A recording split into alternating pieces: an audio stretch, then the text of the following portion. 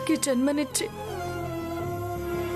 నా ఇష్టాలకు విలువిచ్చిన మా నాన్న రుణం తీర్చుకునే అవకాశం దేవుడు నాకు ఈ రూపంలో ఇచ్చాడు. నేను దీనికి కట్టుబడి ఉంటాను.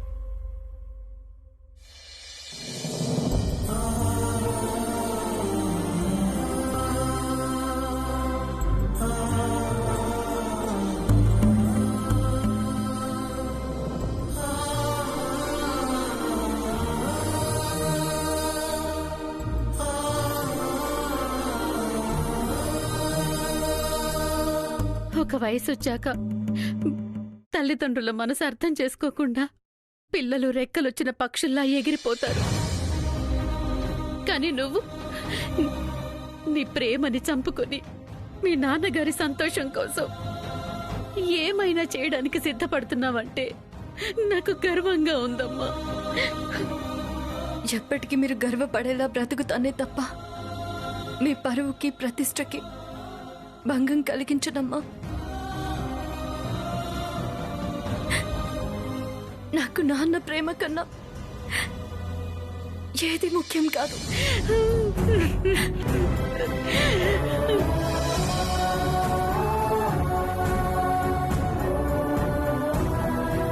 ఎడుకో. అవును, కైలాష్ బాబుకేదో ఉత్తరం రాశానన్నా, అందులో ఏం రాశావు? నా ప్రేమ విషయమే రాశాను.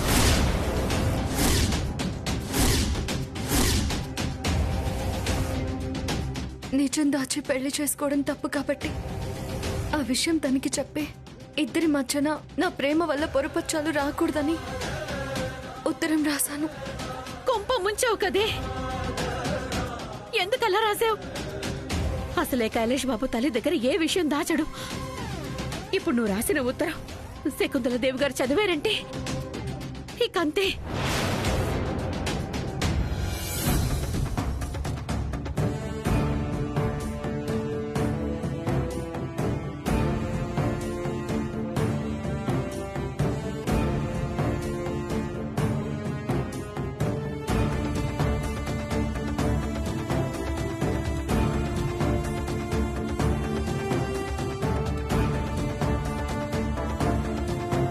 నాన్న కైలాష్, ఏంటా లెటర్?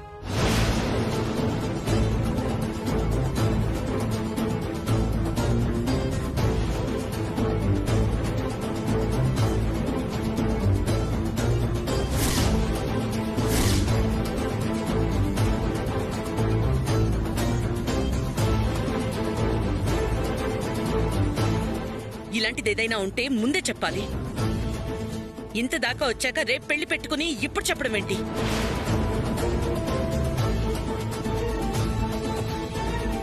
పద కైలాష్.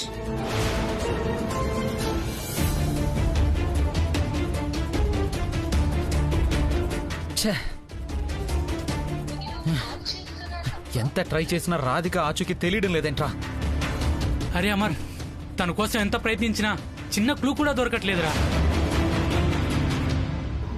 ఎక్కడున్నావు రాధిక? నన్ను కాదని ఇంకొకరిని పెళ్లి చేసుకోవడానికి ఎలా సిద్ధపడుతున్నావు? నువ్వు ఈ అమరికి మాత్రమే సొంతం. నువ్వు ఎక్కడ పెళ్లి చేసుకున్నా సరే ఖచ్చితంగా వచ్చి నేను నిన్ను దక్కించుకుంటాను. నిన్ను దూరం చేసుకోవడానికి నేను సిద్ధంగా లేను రాధిక.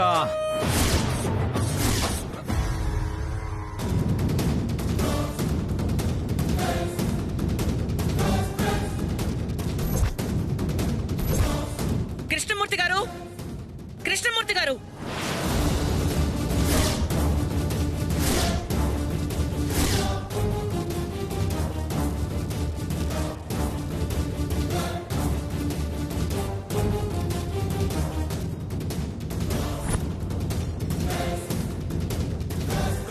కృష్ణమూర్తి గారు,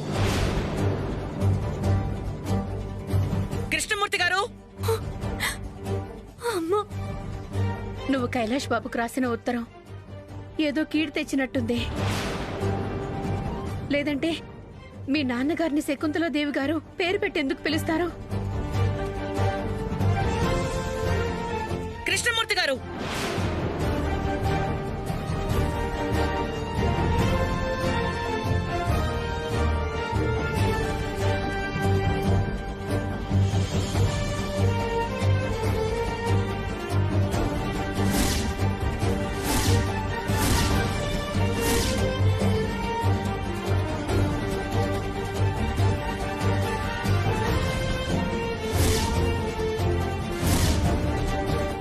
నేను కైలాష్ గారికి రాసిన లెటర్ అత్తయ్య చదివేసిందా? అంటే ఇప్పుడు వీళ్ళతో పాటు నా ప్రేమ విషయం నాన్నకు కూడా తెలిసిపోతుందా? తెలిస్తే ఆయన తట్టుకోగలరా?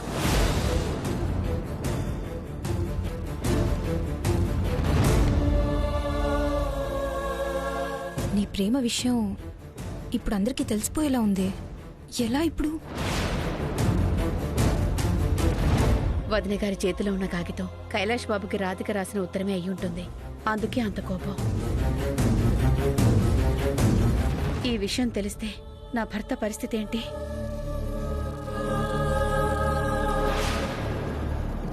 అలా చూస్తున్నారేంటి కృష్ణమూర్తి గారు?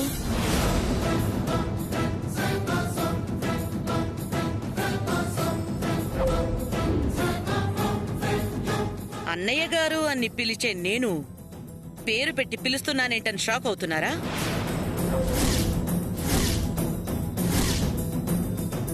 అందుకు కారణం మీరే.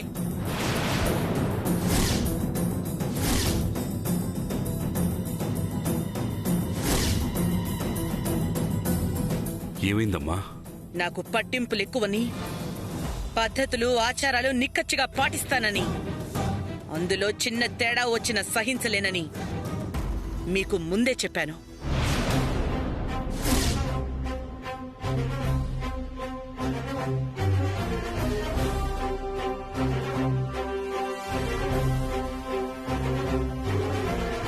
పెళ్లి నిజంగానే ఆగిపోతుందంటావా అమ్మా? చూస్తుంటే అలాగే ఉంది. పెళ్లికి ముందే అంత స్పష్టంగా ఉండాలని, ఎలాంటి దాపరికాలు ఉండకూడదనే ఉద్దేశంతో మీకు ఈ పెళ్లి ఇష్టమేనా అని మీ అభిప్రాయం కూడా అడిగాను. మీరు ఇష్టమే అని అన్నారు.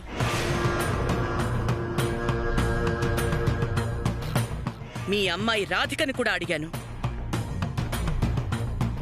మనస్ఫూర్తిగా ఇష్టమే అని చెప్పింది.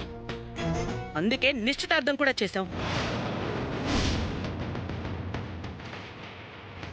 బంధువులందరికీ చెప్పి పెళ్లికి సన్నాహాలు కూడా చేశాం.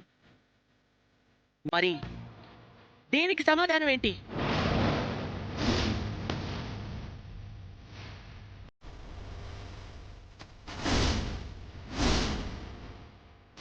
ఆ పేపర్లో ఏముంది శకుంతలాదేవి గారు? ఇంతదాకా మీ కుటుంబం అంతా దాచిన మీ కూతురి మనసులో మాట.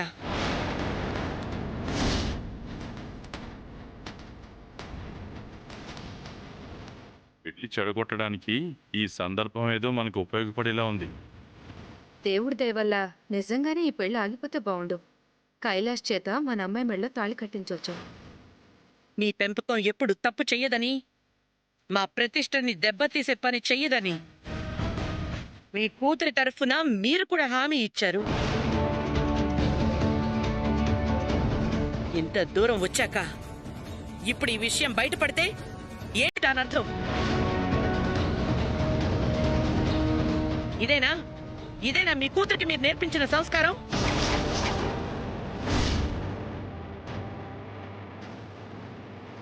రాధిక ప్రేమ గురించి తెలిసింది. అసలే ఈవిడికి పట్టింపులు ఎక్కువ. ఉన్న పడంగా పెళ్ళాపుతాను అంటే ఈయన భరించగలరా? అసలు ఇప్పుడు మీరు దేని గురించి మాట్లాడుతున్నారు? మీకు అంతగా కోపం తెప్పించే పని మా అమ్మ ఏం చేసిందో నాకు అర్థం కావట్లేదు.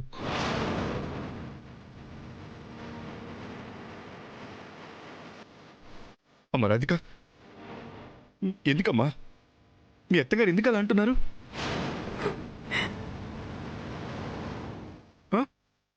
అసలు ఏం జరిగిందో చెప్పమ్మా.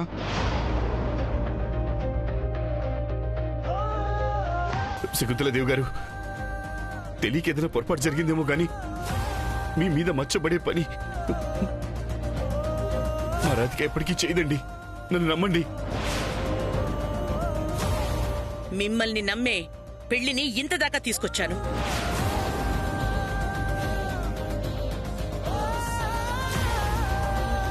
అమ్మా, అసలేం జరిగింది? కైలాష్,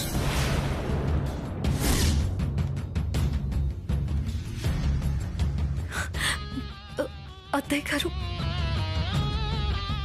మా నాన్నకేం తెలీదు. అసలేం జరిగిందంటే అది అప్పుడు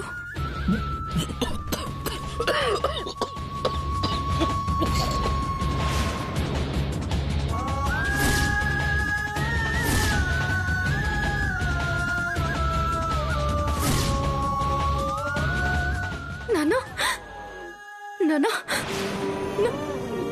అమ్మా, నాకు తెలియదని నువ్వు అంటున్నావు. నువ్వేదో చేసావని మీ అత్తగారు అంటున్నారు.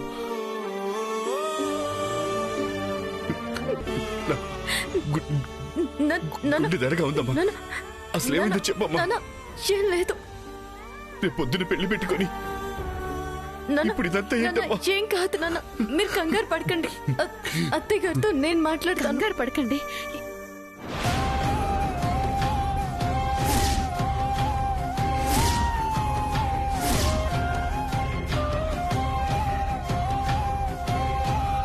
అత్తయ్య గారు, నన్ను క్షమించండి.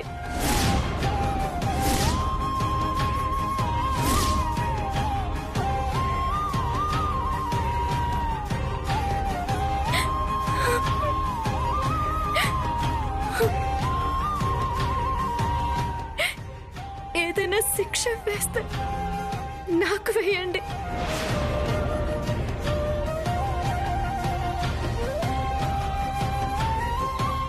నిన్ను క్షమించినా శిక్షించినా నువ్వు చేసిన పనికైతే ఇప్పుడు నా మనసు బాధపడింది కదా.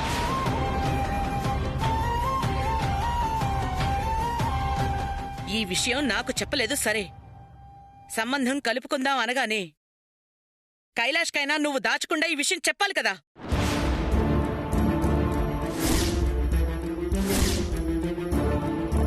నా కొడుకు గురించి ఆప్తులకు, బంధువులకు అందరికీ నా కొడుకు గొప్ప వ్యక్తిత్వం కలవాడని చాలా గర్వంగా చెప్పుకున్నాను.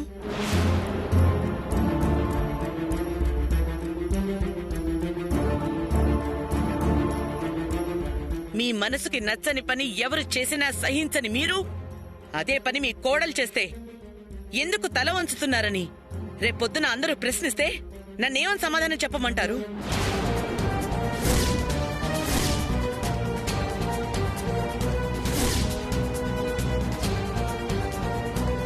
తప్పంతా నాదే అత్తయ్య. అమ్మ రాధిక, తప్పు అంటున్నావు. మీ అత్తయ్య గారిని క్షమించమని అడుగుతున్నావు.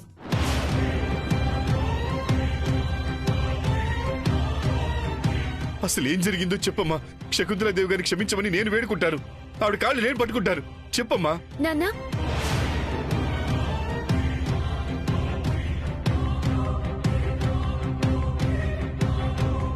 తప్పు చేసింది అక్క కాదు, నేను.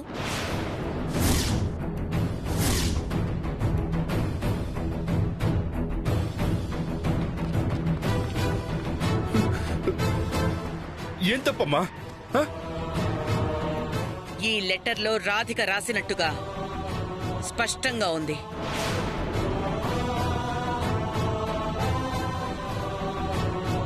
మీ అక్క మాట పడుతుందని ఆ తప్పుని నీ మీద వేసుకుంటున్నావా? లేదత్తయ్య, నేనే ఆ లెటర్ రాసింది. అందులో ఏం రాసిందో కూడా మా అక్కకి తెలీదు. ఆ మంచి మనసుకి ఆగ్రహం తెప్పించే విధంగా ఆ ఉత్తరంలో నువ్వేం రాసావమ్మా?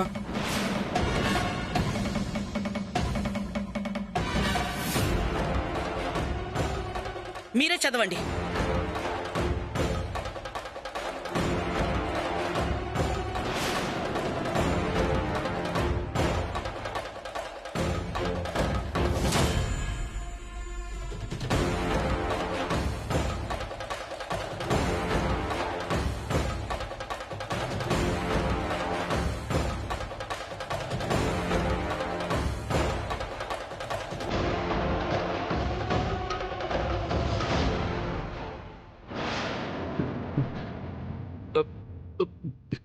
కాబోయే శ్రీవారికి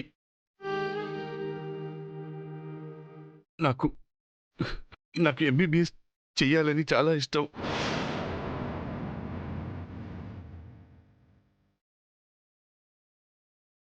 డాక్టర్ అవ్వడం నా లక్ష్యం. పెళ్ళయ్యాక కూడా నా స్టడీస్ కంటిన్యూ చేయాలనుకుంటున్నాను.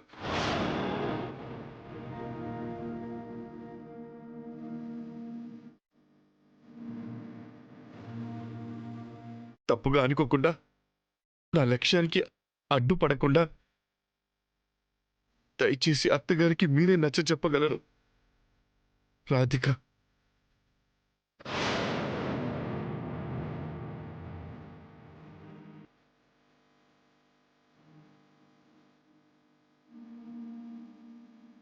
నేను రాసిన లెటర్ ఇది కాదు. నేను రాసిన లెటర్ మార్చేసి ప్రియా ఎలా ఎందుకు రాసింది? అక్క, నువ్వు రాసిచ్చిన లెటర్ తీసుకొని నేను జహాపణ దగ్గరికి వెళ్లేలోపు ఎవరూ చూసుకోకుండా గట్టిగా నన్ను తగిలారు. అప్పుడు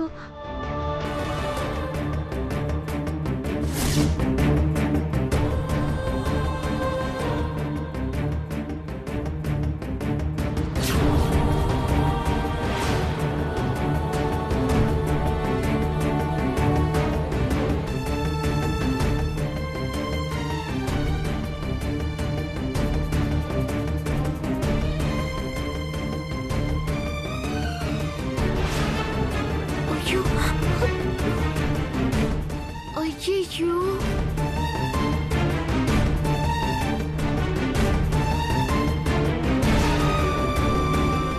అయ్యయ్యో,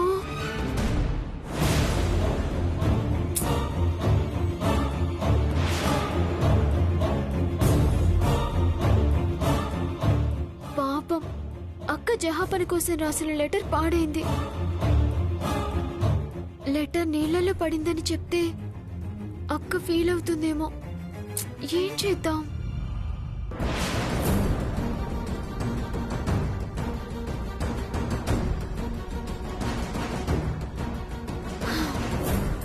అక్క ఏం రాసిందో కూడా తెలియట్లేదు. అక్క పెళ్లి తర్వాత కూడా చదువుకోవాలి అని అనుకుంటుంది కాబట్టి అదే విషయం జహాపనికి చెప్తున్నట్టు రాస్తాను. ఇది మంచి సంగతే కాబట్టి వాళ్ళు అర్థం చేసుకుంటారు. అక్కకు కూడా హెల్ప్ అవుతుంది.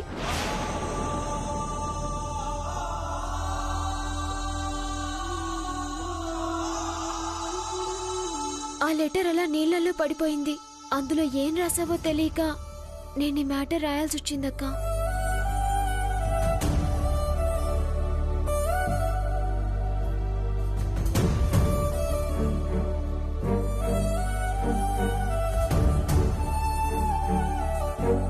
డాక్టర్ అవ్వాలన్నది మా అక్క లక్ష్యం.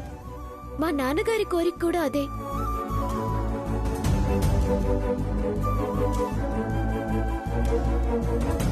అందుకే ఎంత కష్టమైనా అక్కని చదివిస్తున్నారు. ఈ పెళ్లి తర్వాత అక్కని చదివిస్తారో లేదో అన్న భయంతోనే అలా రాశాను.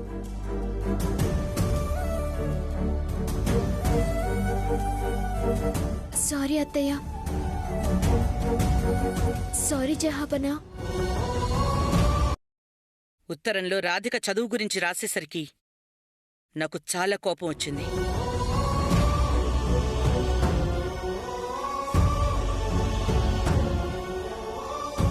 ఎందుకంటే నాకు నా కొడుక్కి మధ్యన ఏ విషయంలోనూ ఎలాంటి దాపరికాలు ఉండవు.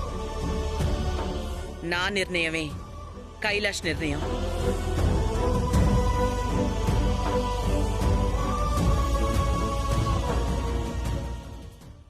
నీ చదువు విషయంలో నేను ఇంకా ఎలాంటి నిర్ణయమూ తీసుకోలేదు. అలాంటిదేదైనా ఉంటే ముందు నువ్వు నాతోనే చెప్పాలి. అసలు పెద్దవాళ్ల మాటకు విలువిచ్చే నీ లక్షణాన్ని చూసే నిన్ను కోడలిగా చేసుకోవాలనుకున్నాను.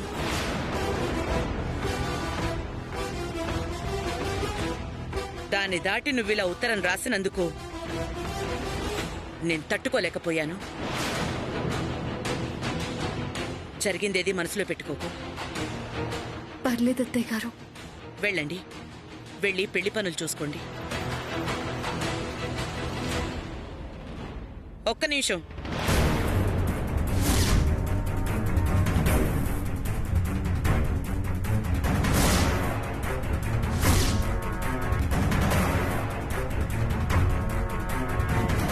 నువ్వు రాసిన లెటర్ నీళ్లలో పడిందని ప్రియా దాన్ని మార్చి వేరేగా రాసింది సరే,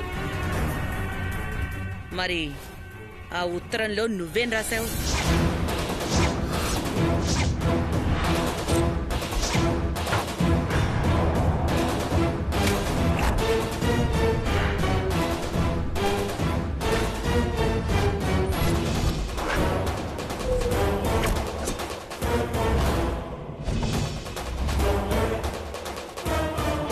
నీ మనసులో మాటేంటి?